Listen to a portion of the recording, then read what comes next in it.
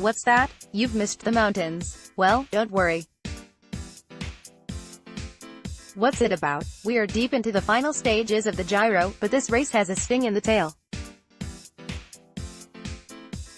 3 stings, to be precise, with consecutive mountain stages on Thursday, Friday and Saturday. Stage 18 is the first, and it features the Grand Tour staple, a mountaintop finish in a ski resort. Stage Details Planimetria Altimetria I know there's politics and money involved in route planning, not just the rider and fan experience, but it would be lovely if this stage was 30 to 50 kilometers shorter. It is a long way without much happening before we get to the finish, but then things get interesting.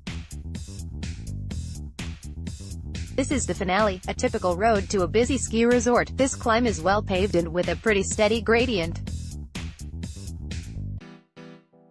It'll be about grinding and riders making breaks, rather than about savage ramps.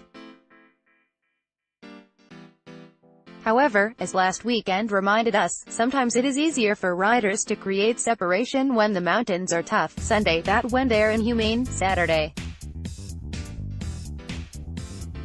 Apropos of absolutely nothing, as the crow flies, there's 2 similar routes from Milan, San Remo. One hugs the coast and one pops through this bit of Piedmont. I merely mention this, did you know? The Giro hasn't finished here since 2000.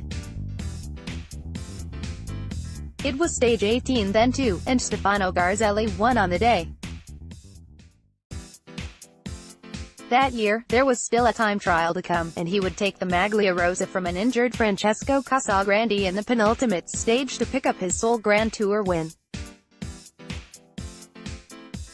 That wasn't the last time we saw a stage finish here, however. In 2008 the Tour popped in and out of Italy through the Alpine stages, and Prato Nevoso featured a finish won by Simon Gerrans, who took an uphill sprint from a 4-man break. So far this year, the breaks have been caught by the bigs, but we just might see the men up the road take a win on this stage. 4 minutes back, Frank Schleck took 8 seconds from Cadel Evans, who'd led by 7, to nick the yellow jersey. He'd ceded to Carlos Satter the following day. What can we take from races 10 and 18 years ago? Well, I'd be wary of reading too much into them, but this seems to be a climb where separation is possible, but big gaps are unlikely. It also looks like a climb where team strength is helpful. Whom does the stage favor? I suspect we'll see a break contest the stage, but I've said that before and I've been proved wrong. This isn't a full alpine stage, it is a flat stage with a mountain at the end of it, and the question is whether a break can get a big enough lead at the foot of the climb. I think that's quite possible. There aren't too many KOM points available, so I think Ciccone might be well advised to wait for Friday's stage, but based on Wednesday's stage, that isn't his attitude. I would expect team leaders still involved on GC to want maximum support on this stage, which limits the number of breakaway contenders somewhat. However, a partial list of riders who might fancy their chances would include Gesink, Cheryl, Goncalves, Brambilla, Pantano and Schachmann. I wouldn't be surprised to see some of the lower-ranking GC contenders go for stage glory and try and nick some time and World Tour points, too. Ben O'Connor, Michael Woods and Davide Formolo are among those with a chance. The bigs will presumably spar between themselves, though I can't see this being decisive. There's a suggestion that the steady nature of this climb will suit Dumoulin, and that makes sense, but he needs to take time, not defend a lead. I think Yates will sit on his wheel, or nearby, and I wouldn't be surprised if he danced away in the last 500 meters. Team Sky will presumably put in a big effort to lift Froome ahead of Pozzovivo, but I can't see that happening.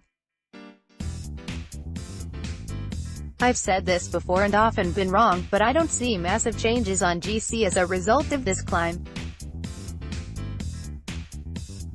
Amy Buck's Wine of the Day wine, Federicola Barbera di Alba 2015 from the producer, part of the vineyard, located in Barbaresco, was planted in about 1930. This is one reason for the wine's intensity and concentration, velvety and with a fresh and pleasant acidity. Documents dating from 1703 mark the beginnings of the Cola family's history in winemaking. Carlo Cola, together with his son Stefano, sold barrels of Rosatello, and casks of Vino Negro, produced on his land in Santo Stefano Belbo. In 1778 his grandson Pietro bought a farmstead with vineyards in San Giorgio, formerly Arzignano, di Castiglione Tinella, and sold Moscatello. Pick to win. This is a bit of a pin on a start list job, but I'll take Davide Formolo. He's far enough down to be given room and is climbing very nicely at the moment.